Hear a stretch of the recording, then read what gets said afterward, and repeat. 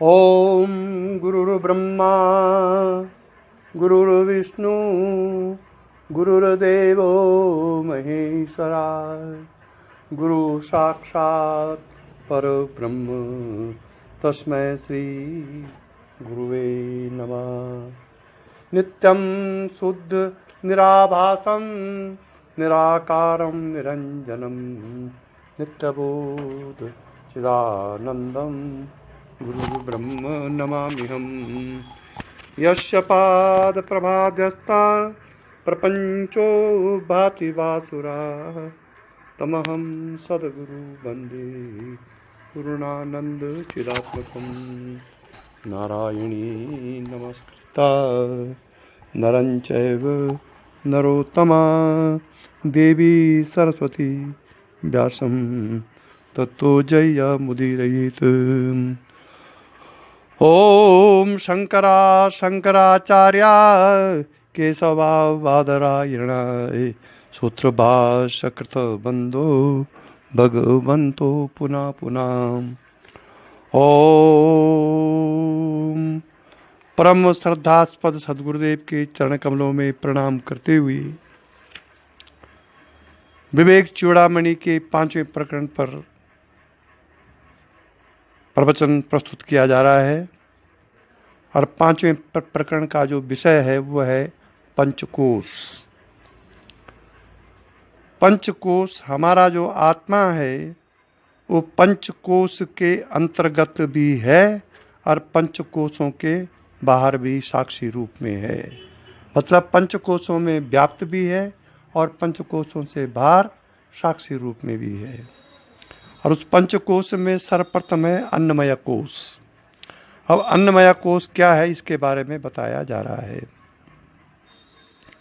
देहो देहो यमन अन्न भवनो अन्नमयस्तु कोश चानेन जीवति विनशति तद्विहीना त्वक चर्म मांस रुधिरा अस्ति पूरी राशि नायम स्वयं भवितु मरहति नित्य शुद्धा। अन्न से उत्पन्न हुआ या देह ही अन्नमय कोश है, जो अन्न से ही जीता है और उसके बिना नष्ट हो जाता है। अगर आप अन्न नहीं खाएंगे तो ये अन्नमय कोश नष्ट हो जाएगा। यह त्वचा चर्म मांस रुधिर अस्थि और मल आदि का समूह स्वयं नित्य शुद्ध आत्मा नहीं हो सकता। आत्मा ही एकमात्र नित्य शुद्ध व चेतन है,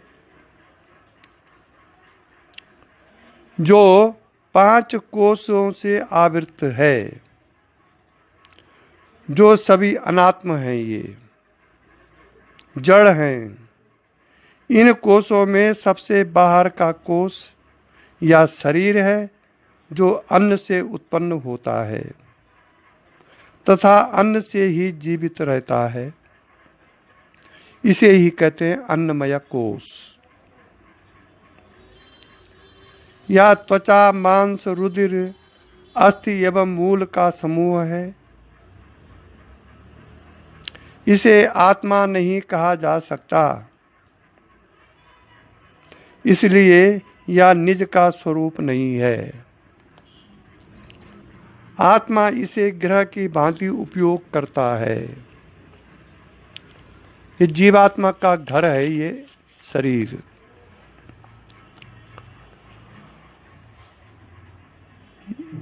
पूर्वं जनेरदि मृषेरपि नायमस्ति हर्जातक क्षण गुणो नियता स्वभावाय नेको जड़श्च घटवत् परिदृश्यमाना स्वात्मा कथम भवति भाव विकार वेता। या जन्म से पूर्व और मृत्यु के पश्चात भी नहीं रहता। क्षण में जन्म लेता है, क्षणिक गुणों वाला है और अस्थिर स्वभाव वाला है तथा अनेक तत्वों का संगात जड़ और घट के समान दृश्य है।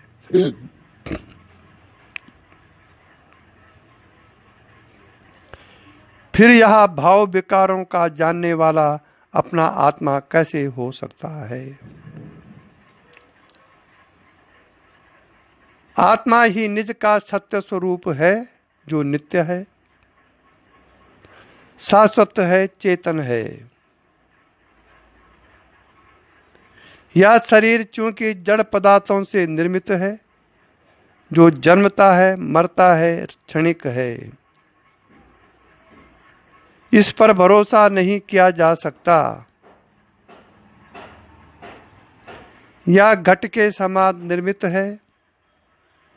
यह ग्रह की भांति है, जिसके भीतर चेतन आत्मा का निवास है।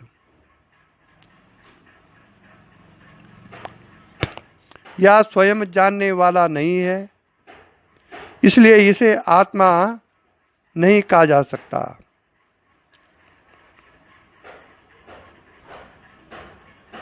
शरीर को अपना स्वरूप मान लेना ही मिथ्या धारणा है। नारायण।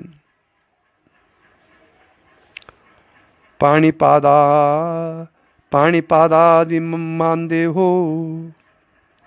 नात्मा व्यंगेपि जीवना, तच्छक्ते न संच न नियमो नियामका।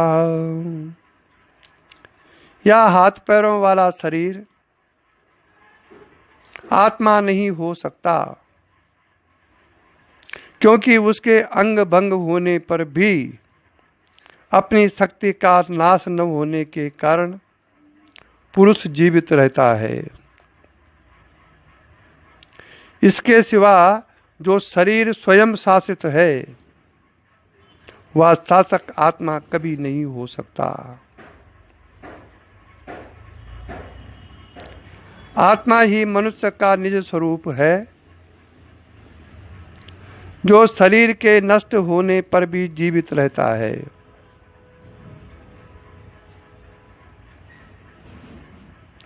शरीर के अंग भंग होने पर भी तथा उसके नष्ट होने पर भी मनुष्य सूक्ष्म लोक में जीवित रहता है।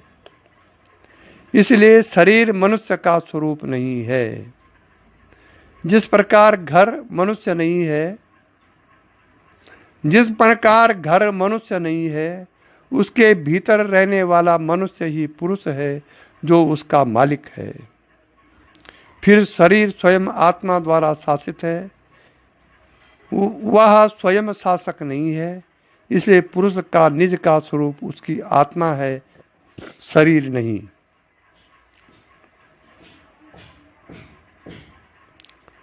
देह तद्दत् देह धर्म तत्कर्म तदवस्थाति साक्षिणा सत एव स्वतः सिद्धम तद्वय लक्षणात् आत्मना। देह उसके धर्म, उसके कर्म तथा उसकी अवस्थाओं के साक्षी आत्मा की उससे पृथकता स्वयं ही स्वतः सिद्ध है।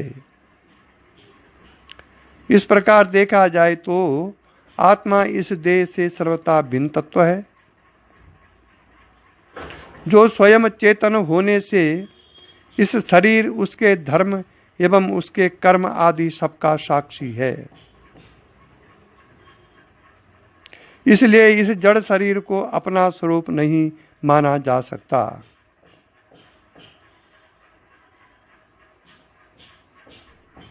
आत्मा ही मनुष्य का स्वस्वरूप है। सलया राशिमा राशिर्मा लिप्तु मलपूर्णति कस्मलाय कथम भवेदयं वेत्ता स्वयं मेता विलक्षणा। हड्डियों का समूह, मांस से लिप्त और मल से भरा हुआ यह अति कुत्सित देह अपने से भिन्न, अपना जानने वाला स्वयं ही कैसे हो सकता है? आत्मा जानने वाला है, वही दृष्टा एवं साक्षी है, जो अपने से भिन्न इस शरीर एवं उसकी समस्त क्रियाओं को जानने वाला है। जानने वाला तभी हो सकता है जब कोई जानने योग्य दूसरा हो। जब कोई जानने वाला दूसरा हो। इसलिए शरीर स्वयं जानने वाला नहीं हो सकता, आत्मा ही जानने वाला है।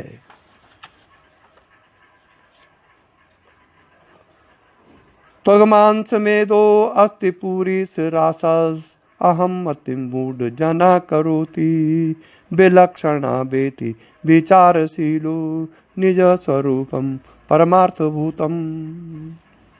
त्वचा मांस मेद अस्थि और मल की राशि रूप इस देह में मूढ़ जन ही अहम बुद्धि करते हैं। विचारशील तो अपने पारमार्थिक स्वरूप को इससे पृथक ही जानते हैं। मूढ़ जन ही इस त्वचा मांस अस्थि आदि से निर्मित शरीर को अपना स्वरूप मानते हैं, जबकि विचारशील पुरुष आत्मा को ही निज का स्वरूप मानते हैं, जो इससे सर्वथा भिन्न है, जो चेतन एवं बोध स्वरूप है। देहो अहम मित्येव जड़स्य बुद्धिर देहे च जीव विदुषत्व हंस विदुषत्व अहम धी विवेक विज्ञान वतो महात्मनो ब्रह्माहमित्येव मति सदात्मनि। जड़ पुरुषों की मैं देह हूँ, ऐसी देह में अहम बुद्धि होती है। विद्वान की जीव में और विवेक विज्ञान युक्त महात्मा की मैं ब्रह्म हूँ, ऐसी सत्य आत्मा में ही अहम बुद्धि होती है। विद्वान की जीव में और विवेक विज्ञान युक्त महात्मा की मैं ब्रह्म हूँ, ऐसी सत्य आत्मा में ही अहम बुद्धि होती है। और जो जड़ पुरुष हैं, जड़ पुरुषों की मैं देह हूँ, ऐसी देह में अहम बुद्धि होती है। तीन प्रकार की अहम बुद्धि है।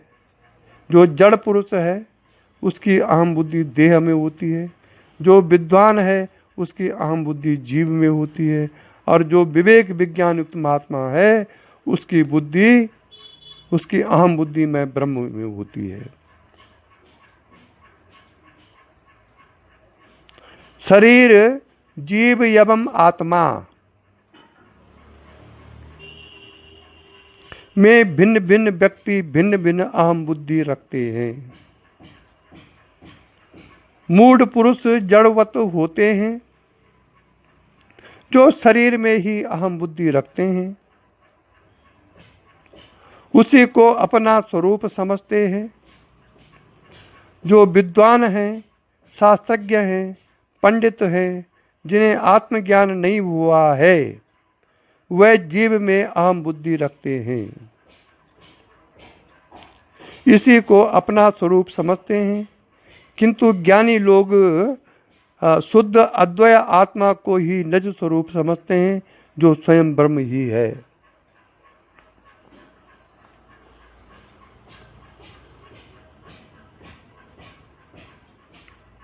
ब्रह्म एवं आत्मा में कोई भिन्नता नहीं है। वही निज का सत्य स्वरूप है।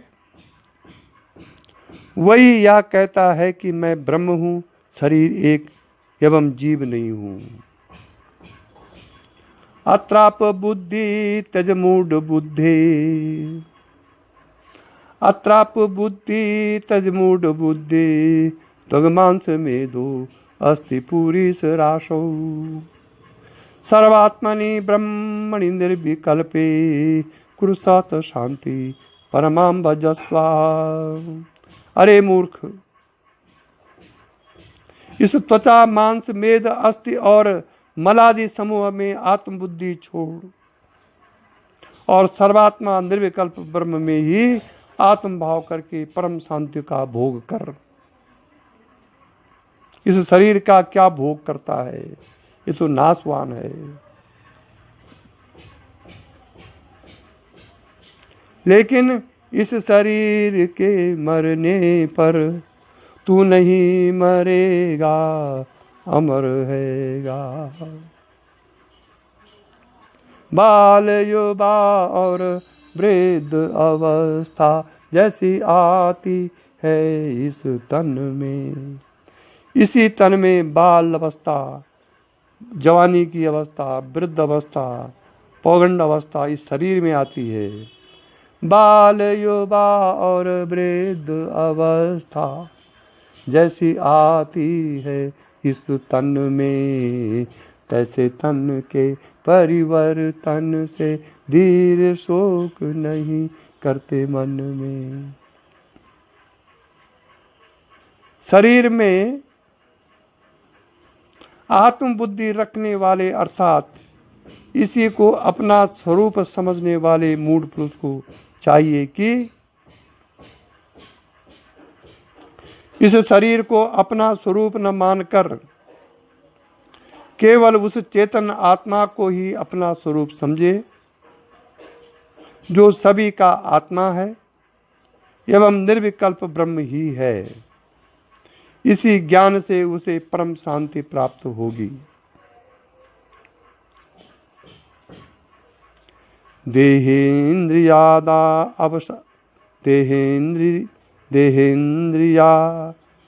अवसति ब्रह्मोदितां विद्वान् हंत न जाहाति यावत् तावन्न तस्यास्ति विमुक्त वार्ता व्यस्तत्वैष वेदांत नयांतदर्शी। वेदांत नयांतदर्शी।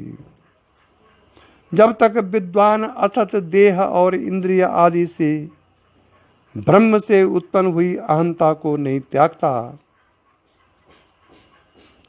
तब तक वह वेदांत सिद्धांतों का पारदर्शी क्यों न हो, उसके मोक्ष की कोई बात ही नहीं है।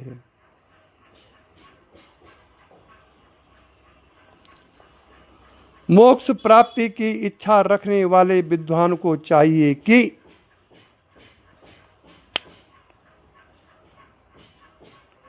वह इस असत शरीर को ब्रह्म से अपना स्वरूप समझता है, उसे इस ब्रह्म का त्याग करके उस आत्मा को ही अपना स्वरूप समझे जो नित्य आनंद स्वरूप एवं स्वयं ब्रह्म ही है।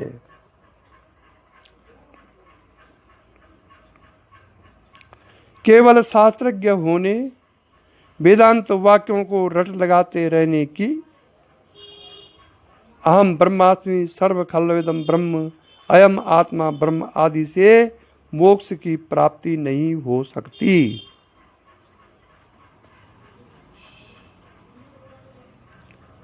मैं शरीर नहीं हूं, इससे भिन्न आत्मा हूं, ऐसी अहंता के उत्पन्न होने से ही मोक्ष प्राप्ति होती है। शरीर को अपना स्वरूप मानना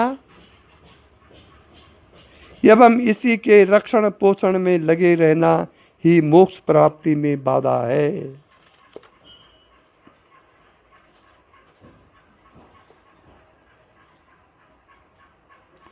छाया शरीरे प्रतिबिंब गात्रे, छाया शरीरे प्रतिबिंब गात्रे, यत् स्वप्न देहे यदि कल्पतान्नी, यथात्म बुद्धि तब नास्ति कश्चित् जीव शरीरे तथैव मास्तु। छाया, प्रतिबिंब, स्वप्न और मन में कल्पित किए हुए शरीरों में जिस प्रकार तेरी कभी आत्मबुद्धि नहीं होती, उसी प्रकार जीवित शरीर में भी कभी नहीं होनी चाहिए। मनुष्य कभी भी अपनी छाया, प्रतिबिंब, स्वप्न एवं मन में कल्पित किए हुए को अपना स्वरूप नहीं समझता। उसी प्रकार यह शरीर भी स्वयं का वास्तविक स्वरूप नहीं है। ऐसा मानकर आत्मा को ही अपना स्वरूप मानना चाहिए।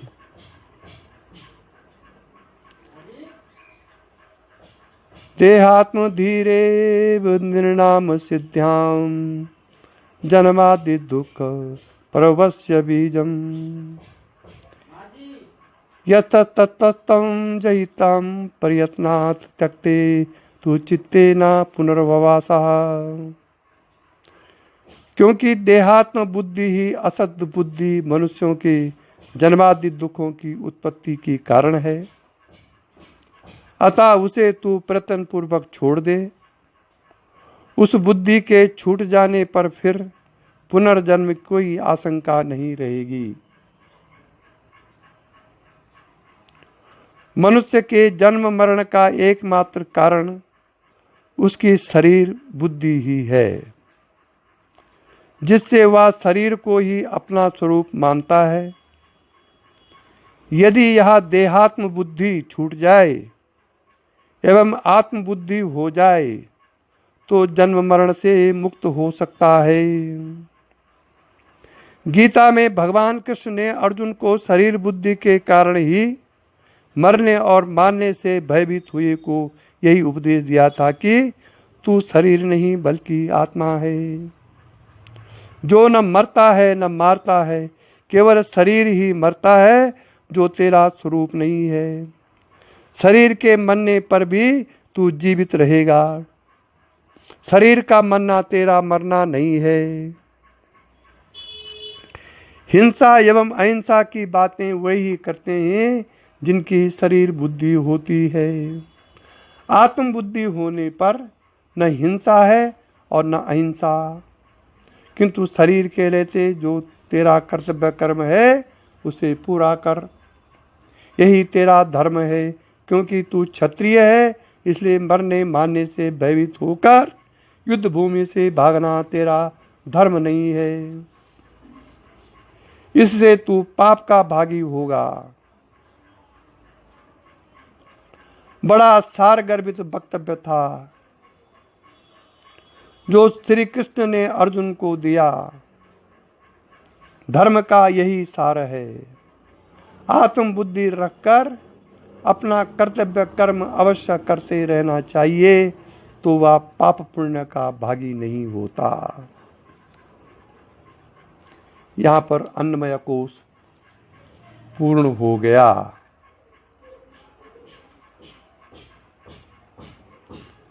अब है प्राणमय कोश। कर्मेन्द्रिया पंच विरंचितोयम प्राणो भवित प्राणमयस्तु कोशा हीनात्मवानंतमयो न पूर्णाय परवर्तते सौ सकला क्रियासु। 5 कर्मेंद्रियों से युक्त या प्राण ही प्राणमय कोश कहलाता है।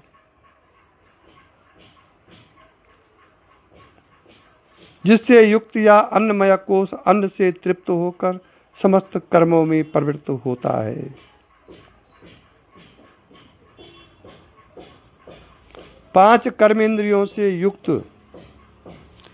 या प्राण ही प्राणमय कोश कहलाता है। जिससे युक्त या अन्नमय कोश अन्न से तृप्त होकर समस्त कर्मों में प्रवृत्त होता है। इस अन्नमय कोश मतलब शरीर में 5 कर्मेंद्रियां हैं, जिनकी सक्रियता के आधार पर यह प्राणमय कोश है। प्राणों के निकल जाने पर ये इंद्रियां यथावत शरीर रहते हुए भी अपनी सक्रियता खो देती हैं। प्राणों का कार्य इन इंद्रियों को एवं समस्त शरीर को सक्रिय बनाने रखना है। नैवातमापि प्राणमयो वायु विकारो गंता अगंता वायु बदंतर्बहिरेश यस्मात् किंचित क्वापि न वेतिष्ठ अन्म अनिष्टम स्वावान्यम वा किंचन नित्यम परंतंत्र। प्राणमय कोश भी आत्मा नहीं है, क्योंकि वह वायु का विकार है। वायु के समान ही बाहर भीतर जाने आने वाला है और नित्य परतंत्र है। यह कभी अपना इष्ट अनिष्ट अपना पराया भी कुछ नहीं जानता। यह प्राणमय कोश भी जड़ है, इसमें स्वयं चेतना अथवा बोध नहीं है, जिससे इसे अपने पराये एवं इष्ट अनिष्ट का ज्ञान नहीं है। या जड़ विद्युत की भांति कार्य करता है। जिस प्रकार विद्युत से यंत्र संचालित होते हैं, उसी प्रकार की क्रिया इससे होती है। इसलिए इसको आत्मा नहीं कहा जा सकता। यह आत्मा द्वारा ही नियंत्रित एवं संचालित होता है, इसलिए यह भी परतंत्र है, आत्मा के अधीन है। ये भी यह वायु का ही विकार है, जो वायु के समान ही शरीर के भीतर और बाहर आता जाता रहता है। यह प्राण सर्वव्याप्त है। अब है तीसरा मनोमय कोश। ज्ञानेन्द्रियाणि च मनश्च मनोमया स्यात् कोशो ममाहमिति वस्तु विकल्प हेतु संज्ञाद भेद कलना कलितो ये बलियांश तत्पूर्वकोश विभूर विजृंभते या। ज्ञानेन्द्रियों में मन ही मैं मेरा आदि विकल्पों का हेतु मनोमय कोश है। ज्ञानेन्द्रियां और मन ही मैं मेरा आदि विकल्पों का हेतु मनोमय कोश है, जो नामादि भेद कलनाओं से जाना जाता है और बड़ा बलवान है, तथा पूर्व कोशों को व्याप्त करके स्थित है। शरीर का तीसरा बड़ा व्यापक कोश मनोमय कोश है। यही कोश तो समस्त ज्ञानेंद्रियों का हेतु है, तथा जिसे मनुष्य मैं और मेरा कहता है, उसका हेतु ही यही कोश है। नामादि के भेद से इसी से जाने जाते हैं। यह सबसे बलवान कोश है, तथा जीव की समस्त क्रियाएं इसी के आदेश अनुसार संचालित होती हैं। यह अन्नमय और प्राणमय कोश का भी संचालन करता है। नारायण। पंचेन्द्रिया पंचभिरेव हेत्रिवी अप्रचीयमानो विषयांज धारया ज्वाजल्यमानो बहुवासनेन्द्र तनिर्मनो मयाग्निर्वहति प्रपंचम। पंचेंद्रिय रूप पांच होताओं द्वारा विषय रूपी घृत की आहुतियों से बढ़ाया हुआ तथा नाना प्रकार की वासना रूपी ईंधन से प्रज्वलित हुआ या मनोमय अग्नि यज्ञ संपूर्ण दृश्य प्रपंच को दग्ध कर देता है। या मन अग्नि के समान है, जिसमें पांचों ज्ञानेंद्रियां विषय रूपी घृत की आहुति देती हैं, जिससे इसकी वासना रूपी अग्नि प्रज्वलित होती है। वासनाओं के बढ़ने के कारण इंद्रियों के विषय हैं, किंतु जब अग्नि के विषयों का ही हवन कर दिया जाता है, अर्थात विषयों के प्रति वैराग्य कर लिया जाता है, तो यह संपूर्ण दृश्य प्रपंच लीन हो जाता है। विषयों के प्रति आसक्ति का त्याग कर देने से यह मन बंधन मुक्त हो जाता है। न हस्त्य विद्या मनुषोतिरिक्ता मनोह्य विद्या भवबंध हेतु तस्मिन् नष्टे सकलम विनष्टा विजृंभिते स्मिन् सकलम विजृंभते। मन से अतिरिक्त अविद्या और कुछ नहीं है। मन ही भय बंधन से हेतुभूता अविद्या है। उसके नष्ट होने पर सब नष्ट हो जाता है और उसी के जागृत होने पर सब कुछ प्रतीत होने लगता है।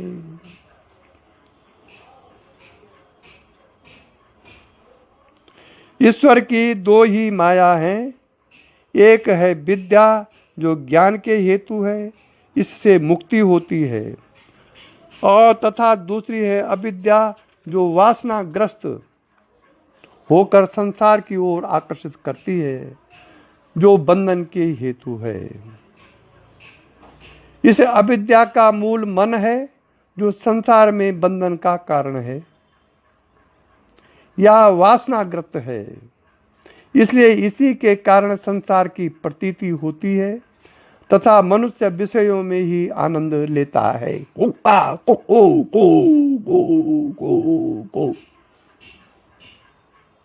जब यह मन नष्ट हो जाता है तो मनुष्य समस्त संसार बंधनों से मुक्त हो जाता है, क्योंकि फिर उसकी वासनाएं जागृत ही नहीं होती। मन के जागृत होने से ही सभी वासनाएं उठती हैं जो बंधन का कारण बनती हैं। साध्याय उपनिषद में कहा है, मन ही मनुष्य के बंधन और मुक्ति का कारण है। साध्याय नियोपनिषद। मन ही मनुष्य के बंधन और मुक्ति का कारण है। जब यह विषयासक्त होता है तो बंधन है तथा जब यह निर्विषय हो जाता है तो वही मोक्ष है।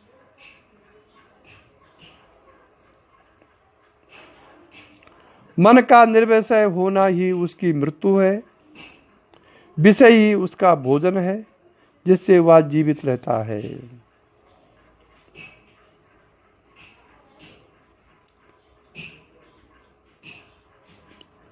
स्वप्नेर्थ शून्ये सृजति स्वशक्त्या भोक्तादि विश्वम मन एव सर्वम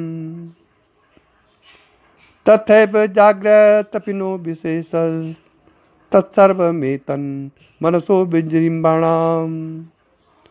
जिसमें कोई पदार्थ नहीं होता उस स्वप्न में मन ही अपनी शक्ति से संपूर्ण भोक्ता भोग्यादि प्रपंच रचता है।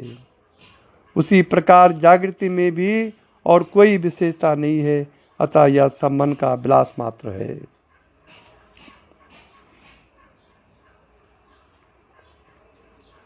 स्वप्न में किसी पदार्थ के न होते हुए भी कई पदार्थ मन की शक्ति के कारण ही दिखाई देते हैं। उसी प्रकार जागृत अवस्था में विषयों के प्रति आकर्षण एवं उनका भोग करना मन की ही वासना के कारण होता है।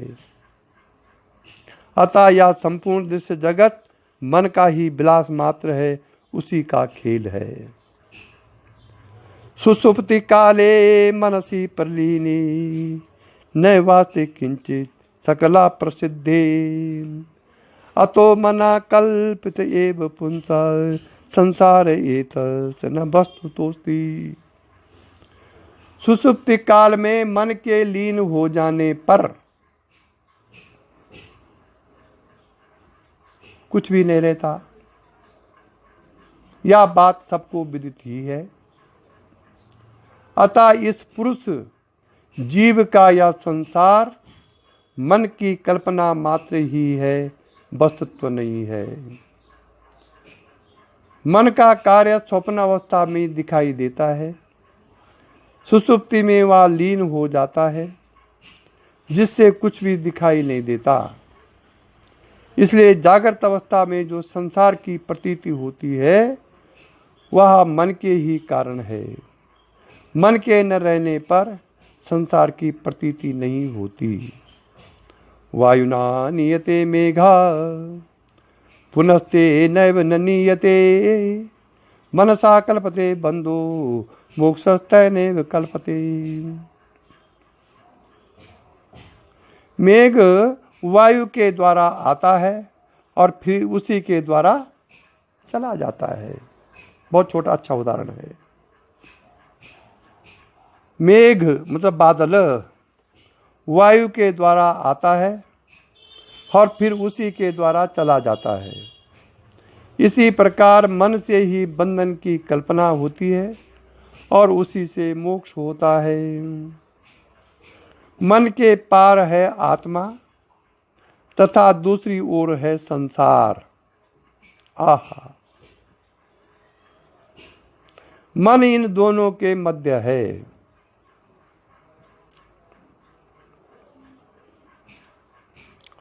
जब यह संसार की ओर देखता है तो यही मन बंधन का कारण बन जाता है,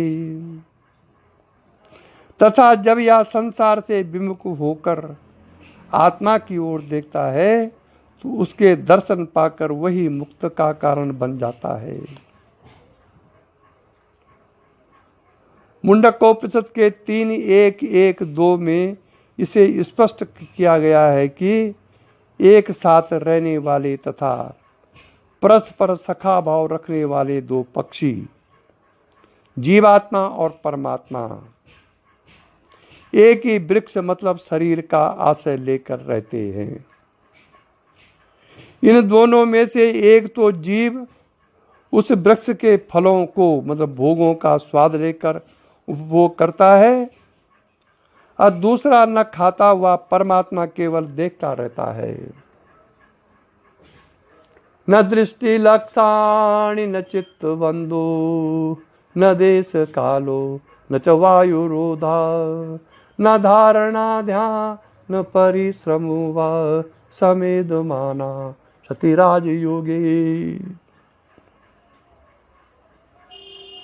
आत्मदृष्टि आ गई, फिर तो आत्मदृष्टि आ गई। न दृष्टि लक्षाणि न चित्त बंधु न देश कालो न च वायु रोधा न धारणा ध्यान न परिश्रमो वा समेध माना सतिराज योगी। पूर्वोक्त शरीर रूपी समान वृक्ष पर रहने वाला जीवात्मा आसक्ति में डूबा हुआ है। असमर्थता रूप दीनता का अनुभव करता है। जीव उसी शरीर में रह रहा है और होकर और शोक करता रहता है। जब कभी वह अपने से भिन्न कई जन्मों के पुण्य के जब प्रारब्ध होते हैं तब सदगुरुदेव के दर्शन होते हैं, तब सदगुरु से दीक्षा प्राप्त होती है, मोक्ष दीक्षा। और जब सदगुरुदेव मोक्ष की प्राप्ति का मार्ग बताते हैं उस पुण्य क्षण पर वो जीव अपने से भिन्न उस सेवित ईश्वर को, उसकी महिमा को या प्रत्यक्ष कर लेता है, तब वह शोक रहित हो जाता है। जब वो अपने दूसरे सखा को, परमात्मा रूपी सखा को अपनी साधना से एवं सदगुरु की कृपा से देखता है, तब वो जीव शोक रहित हो जाता है। इस प्रकार जीवात्मा का स्वरूप मन के ही कारण है। मन के विलीन होने पर वह ब्रह्म ही हो जाता है। इस प्रकार मन ही बंधन एवं मुक्ति का कारण है। मन एव मनुष्याणां कारणं बंध मोक्ष ही, गीता। इसीलिए कृष्ण ने भगवान श्री कृष्ण को अर्जुन ने कहा, यह मन विचित्र चंचल है, यह मन विचित्र चंचल है, दुर्जय है अतिशय बलवान, इसको बस में करना मधुसूदन है गति वायु समान। और जिसके मन सुवश नहीं उसको कठिन योग गति है। जिसका मन बस में नहीं है उसको योग ज्ञान ध्यान सब बेकार है, उसके लिए नहीं हो सकता उससे।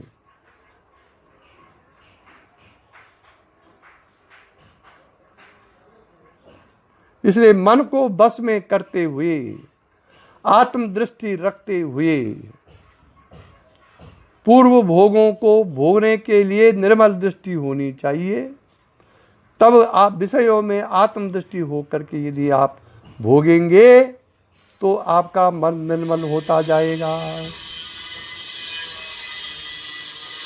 देहादि सर्व विषये परिकल्प्य रागम भगनाति तेन पुरुषं पशुवद गुणेन वैरस्य अत्र विषवत् सुविधाय पश्चादेनं विमोचयति तन्मना एव बन्धात्। या मन ही देह आदि सब विषयों में राग की कल्पना करके उसके द्वारा रस्सी से पशु की भांति पुरुष को बांधता है और फिर इन विषवत विषयों में विरसता उत्पन्न करके इसको बंधन से मुक्त भी कर देता है। जिस प्रकार पशु को रस्सी से बांधा जाता है उसी प्रकार या मन ही मन शरीर एवं विषयों के प्रति राग एवं आसक्ति की कल्पना करके स्वयं उनसे बंध जाता है। इस प्रकार यह शरीर एवं विषयों का विषय बंधन नहीं है बल्कि इनके प्रति आसक्ति होने से वह उसे छोड़ना नहीं चाहता, यही उसका बंधन बन जाता है। जब उसकी इन विषयों के प्रति विरसता उत्पन्न हो जाती है तो वह उस झूठे कल्पित बंधनों से मुक्त हो जाता है। विषयों से रस के संस्कार चित्त में नहीं पड़ने चाहिए।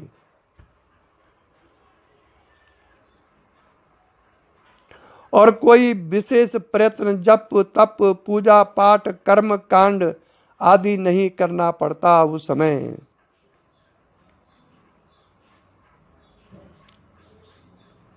इसलिए बंधन का कारण मन है तथा मुक्ति का भी कारण वही है। इसकी क्रिया प्रणाली में परिवर्तन मात्र लाना है। अज्ञान के कारण ही यह मन स्वयं विषयों के प्रति आसक्त होकर उनसे बंधता है, विषय उसे नहीं बांधते। तस्मान् मन कारणवश्यः जंतुर्बंधस्य मोक्षस्य च वा विधाने बंधस्य हेतुर्मलिनं रजो गुणैर मोक्षस्य शुद्ध विरजस्तमस्कम्। इसलिए इस जीव के बंधन और मोक्ष विधान में मन ही कारण है। रजोगुण से विलीन हुआ या बंधन का हेतु होता है तथा रज तम से रहित शुद्ध सात्विक होने पर मोक्ष का कारण हो जाता है। मन पर प्रकृति के सतोगुण रजोगुण और तमोगुण तीनों का प्रभाव रहता है जिससे वह मलिन हो जाता है। जब यह रजोगुण एवं तमोगुण का त्याग कर देता है तो वह शुद्ध सतोगुण युक्त ही रह जाता है जो मोक्ष का कारण हो जाता है। विवेक वैराग्य गुणातिरेका शुद्धत्व मासाद मनो विमुक्तै भवत्ततो बुद्धिमतो मुमुक्षास्ताभ्यां दृढ़ाभ्यां भावित व्यमग्रे।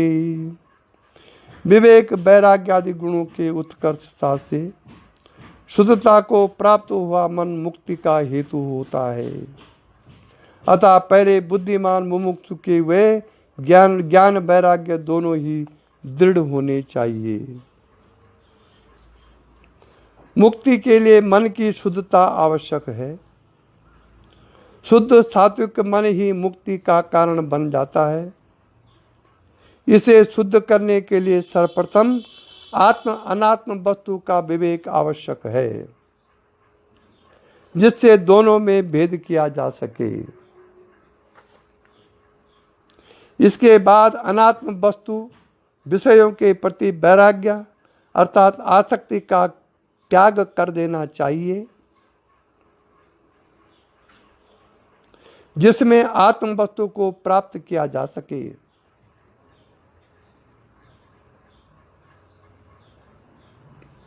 इन दोनों के दृढ़ हुए बिना ज्ञान प्राप्त नहीं होता तथा बिना ज्ञान के मुक्ति नहीं होती। मोक्ष प्राप्ति की इच्छा वाले के लिए यह अनिवार्य है।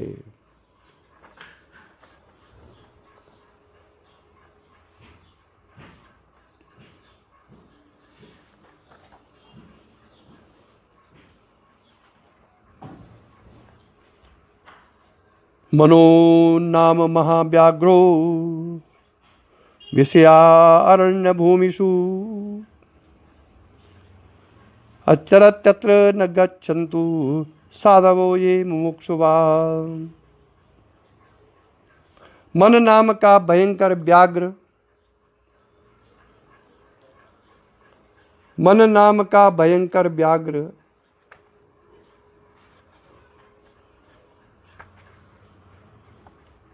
विषय रूप वन में घूमता फिरता है। जो साधु मुमुक्षु हैं वे वहां न जाएं। जो मोक्ष प्राप्ति की इच्छा करने वाले हैं उनको विषयों में रमण नहीं करना चाहिए, क्योंकि मन सदा विषयों में ही घूमता रहता है एवं उन्हीं में आनंद लेता है।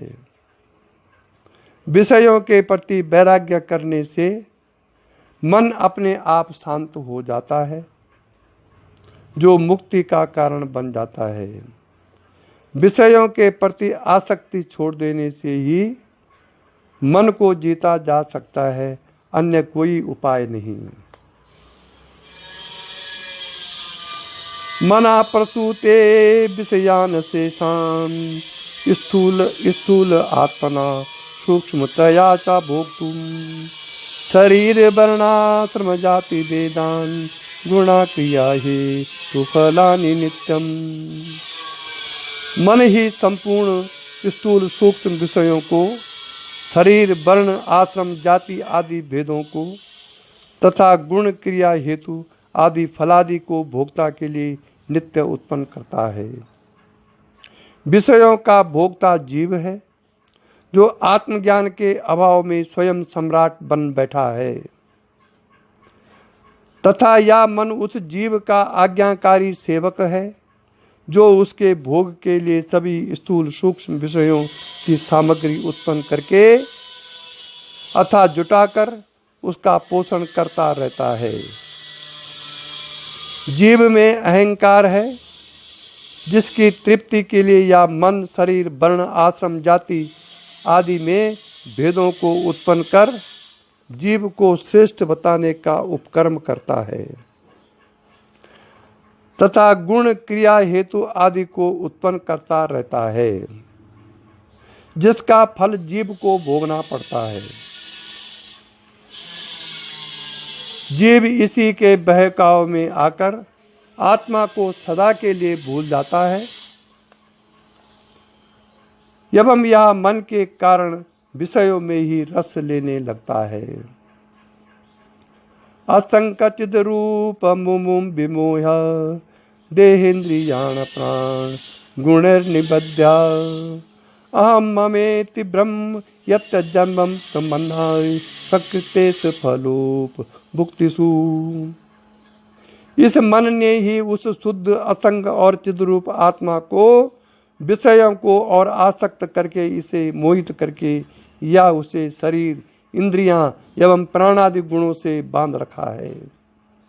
इसे वह अपने स्वयं का स्वरूप भूलकर अपने को अहंकार बस मैं मेरा आदि कहने लगता है। इसी कारण यह कर्म में प्रवृत्त होकर उसके फलों का भोक्ता हो जाता है। जिस प्रकार कुलीन परिवार का बालक बुरे लड़कों के संग पड़कर चोरी हत्या आदि करना आरंभ कर देता है तथा अपने कुल की मर्यादा को भूल जाता है, वैसे ही यह मन ही जीव के पतन का कारण बनता है। अध्यास दोषात् पुरुषस्य संस्कृति अध्यास बंधस तो मनुष्य कल्पिता रजस्तमो दोष वतो विवेकिनो जन्मादि दुख निदान में तत्। जन्मास्य दुख से निदान में तत्। अनात्मा को आत्मा मान लेना तथा उसी को अपना स्वरूप मान लेना ही अध्यास दोष है, जिससे मनुष्य को जन्म मरण रूपी संसार का दुख भोगना पड़ता है। यह अध्यास मन के द्वारा ही कल्पित है। अविवेकी पुरुष रज तम आदि गुणों के कारण मन के इस माया जाल को नहीं समझ सकता, जिससे वह जन्म मरण आदि दुखों का कारण बन जाता है। विवेकी पुरुष इसे समझकर इससे मुक्त हो जाता है। अतः प्राहुर मनोविद्याम पंडितास्त तत्वदर्शिनाय येनैव भ्रमते विश्वम वायु नैव ब्रह्मंडलम। यह संसार मन का ही खेल है, इसी का रचाया हुआ है, इसीलिए यह मन ही अविद्या है। आत्मज्ञान ही एकमात्र विद्या है जो संसार बंधन से मुक्त करने वाली है। सा विद्या या विमुक्तये। जिस प्रकार मेघ मंडल वायु द्वारा भरमाया जाता है, उसी प्रकार यह संसार मन के कारण ही भरमाया गया है। मन से मुक्त होना ही मुक्ति है। तन्मना शोधनम कार्य प्रयत्नेन मुमुक्षुणाय विशुद्ध सति चैतस्मिन् मुक्ति कर फलायते। ज्ञान प्राप्ति एवं मुक्ति की इच्छा रखने वाले को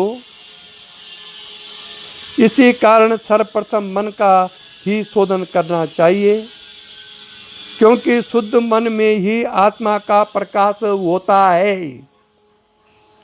जिसको जानकर मनुष्य मुक्त हो जाता है। जो व्यक्ति मन को शुद्ध करने का प्रयत्न छोड़कर कर्मकांड जप तप आदि में लगे रहते हैं, वह 100 कल्प में भी मुक्त नहीं हो सकते। हरमोक्षक शक्त्या विषयेषु रागम निर्मूल्य संन्यस्य सर्व कर्माणि सच्छद्य सर्वणादिनिष्ठो रजा स्वभावम सदोनोति बुद्धि। बुद्धि का स्वभाव चंचल है, वह कभी स्थिर नहीं रहती। जिसे मोक्ष की इच्छा है, उसे विषयों के प्रति आसक्ति का त्याग करके आसक्ति युक्त सभी कर्मों का भी त्याग कर दे, क्योंकि कर्मों से ही राग उत्पन्न होता है। इसलिए ऐसे कर्मों का त्याग कर आसक्ति रहित ही कर्म ही करे तथा शुद्ध श्रद्धा युक्त होकर गुरु वचनों का श्रवण मनन करे और गुरु भी तत्वनिष्ठ होना चाहिए। इसी से वह अपने चंचल स्वभाव को स्थिर करके उसे आत्मचिंतन में लगा सकता है। मनोमयो नापि भवेत् आत्मा मनोमयी नापि भवेत् मरात्मा यादंत तत्व यादंत वत्तात् परिणामी भावात् दुःखात्मकत्वाद् विषयत्व हेतुर दृष्टा ही दृश्यात्म तया न दृष्टा। मनोमय कोश भी अध्यांतवान परिणामी दुखात्मक और विषय रूप होने के कारण परात्मा नहीं हो सकता, क्योंकि दृष्टा कभी दृश्य रूप नहीं देखा गया। मनोमय कोश भी आत्मा नहीं हो सकता, क्योंकि यह आदि और अंत वाला है, परिणामी है, दुखात्मक है और स्वयं जीव का विषय है। जीव की सत्ता मन के ही कारण है। जीव की सत्ता मन के ही कारण है। परात्मा स्वयं दृष्टा है, मन दृश्य है, दृष्टा कभी दृश्य नहीं हो सकता। आत्मा के गुण मन में न होने से वह आत्मा नहीं हो सकता।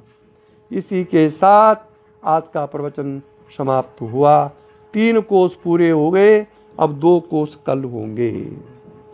ओम गुरु ब्रह्मा गुरु विष्णु गुरुर्देवो महेश्वराय गुरु साक्षात् पर ब्रह्म तस्मै श्री गुरुवे नमः।